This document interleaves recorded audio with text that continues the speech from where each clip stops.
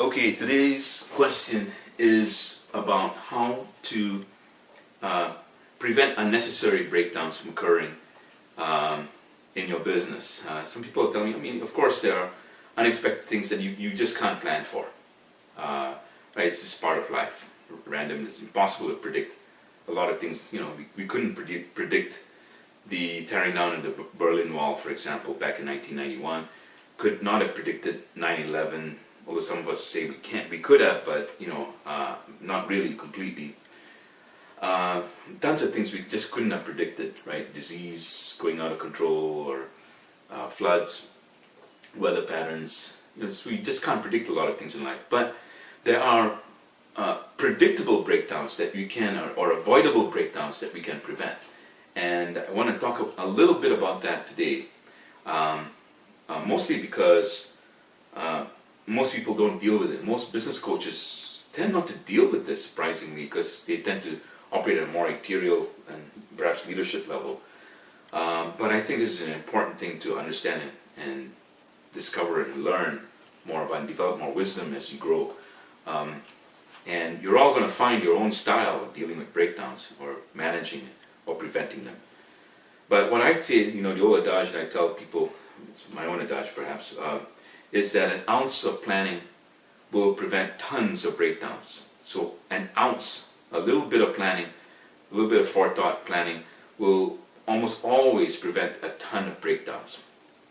And it's very impossible to measure the success of this statement or wisdom, because if you follow it, you will never have an issue, so you can't really tell if it's working or not.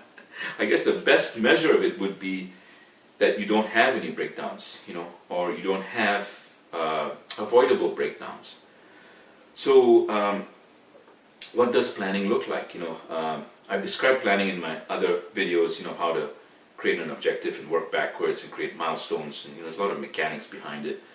But there's another part of the evaluation of a plan, which is to ask the question, what if something could go wrong? What would it be? What could we predict or dare to imagine within our realm of imagination? What could go wrong?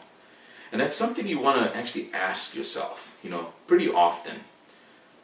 Most of my clients, I ask that often, or I ask myself what could go wrong in their own plans, and coach them from that, because it's important to understand and train yourself as a leader and manager to do that.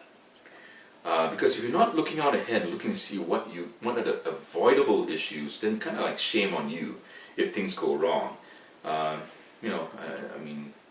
If it could have been avoided, you should have done something about it. And there is some morality to that.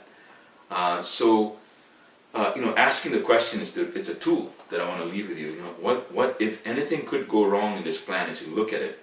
With your milestones, and your objectives, and your strategy.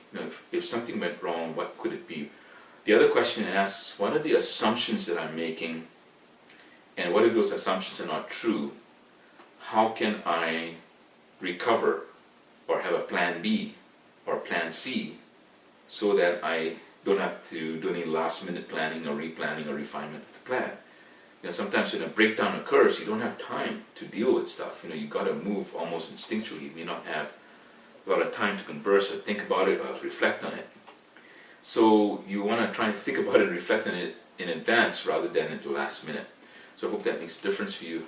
And again, if you have any questions, shoot me an email. I look forward to helping you in the future. Take care and have a great evening, or day, or morning.